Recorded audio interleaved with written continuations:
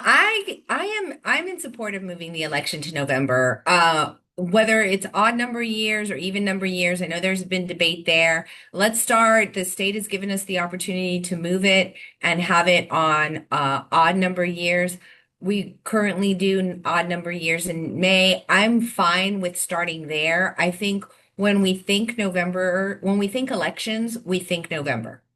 And so for the city council, I think this would be a positive thing. I do believe that it would get more voters out because I believe the voters that go in May to vote for city council also will go in November, and that we get those November only voters to learn more about their city council and this race and voting for that. I do think that eventually the savings will come as we bring the school districts and the school boards over to a November election. And I think that that's going to be that the first step is we as a city move over to November, and then we work to get the school districts to move over to November because we are every 4 years now. I think it makes sense to move the elections to a November where most voters are used to voting every 4 years for the president on in that aspect. So I think it's a good move. Um, like I said, I've put out a survey and had my constituents and the voters kind of weigh in on that. It's been primarily yes, move it to November. They're fine with it. And I think that as we have more conversation in the future, it should be looking at do we move it to even number years? Just because I think that would give us the max turnout if we were in the midterm level. In terms of the talk of partisan, there's always going to be talk, but this is a nonpartisan race. And again, I'll state the residents do not care if you're Republican or Democrat. They want their streets fixed. They want the garbage picked up. They want to make sure that that public safety is a priority. So I'm encouraged. I hope we make this move now so we don't have to look at a charter amendment. But I think if it's not done this coming week, I think we are going to look at charter amendments and having to take this out to the voters, which is going to be another process. But I think the voters have spoken in terms of their fatigue. And I know when I go out and knock on doors, there's so much confusion about who's voting when. And sometimes my residents get upset with me because they think they're going out in November to vote for me. And they're like, hey, you weren't on the ballot. And I was like, that's the May election. And so now's a good opportunity because we've moved it to a 4-year term to get the messaging out. Yeah, and could you talk a little bit about this charter? I know that there's some council members that said they are in favor of waiting and voting later to fight for a law for next legislative session. Um, Yeah, yeah, and that is a possibility. It just I really do, and I hear that, and and if that's the course forward, then I will be in support of that move forward. However, the state has given us the opportunity right now to move it, to take it to a charter review committee, take it to the voters on an amendment, which would be in an off year because we are only voting every 4 years now for elections. So it would be possibly with the bond and then having to go lobby at the state level on this issue, which I believe if we are looking at the next legislative agenda for the state of Texas, there are going to be a number of issues we're going to need to advocate for at the local level.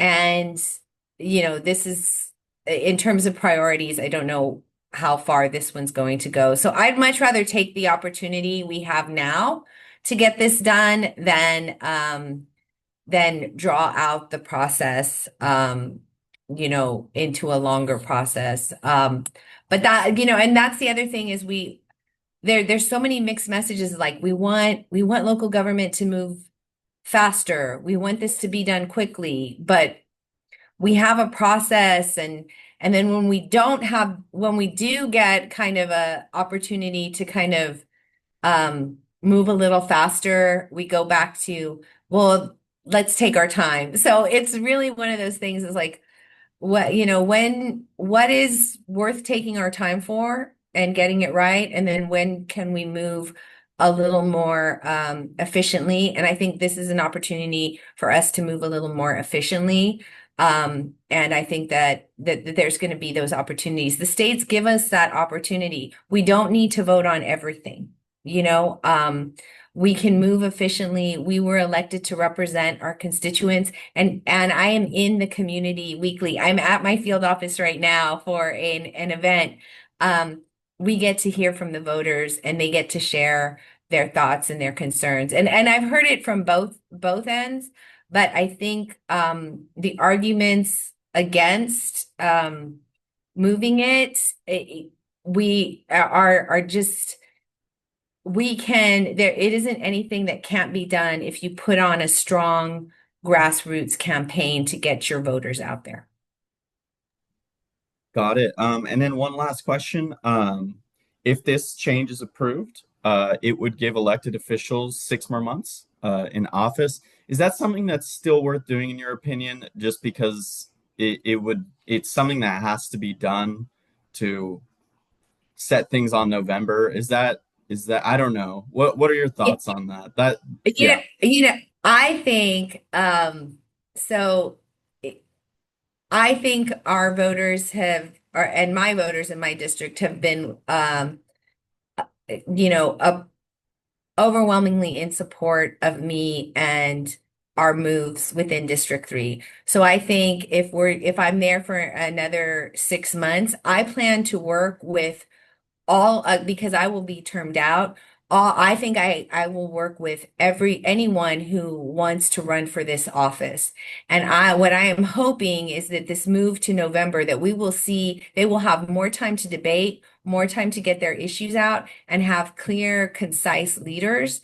And I will be able to work with them in order to prepare them to walk into an office that's fully ready. And that's my expectation of the three outgoing council members that will be there, which would be Councilwoman McKee Rodriguez, Councilwoman Castillo, and myself. And my expectation is that the current council people will all want to serve out 8 years, and so that they will be working hard for the reelection. If they're not, I am sure they're going to work with whoever wants to come into their district and serve if they choose not to. But you have an opportunity to serve 8 years, to serve, you know, to serve consistently and move forward, and to work with have a very peaceful and very successful change of leadership given the opportunity. So I don't think that the extra 6 months, I'll be there, and I'm fully prepared that my race may go into a runoff, so I'd have to stay a little longer anyway. So staying that additional time, I think, is kind of what's needed to move us to this 4-year term for council members. All right. Is there anything else? I think the thing is, voter turnout is key, and what we need to do is find creative ways to get voters out. And what I've heard from radical registers and other voter movements is that getting the vote out in November, we do not have to do as much publicity, because nationally people are talking about the November election day. So there is some state somewhere having a big race, a governor's race or a Senate race or a big race in that odd number year. And it's been traditional, I think, at least for the last 6 years, that we've had these competitive races because someone stepped down. And just to have that extra publicity, so people are seeing that on the nightly news and go, hey, San Antonio has an election day coming up, and who's on the ballot, and getting to know who their council members are and getting to know what they stand for is going to be key.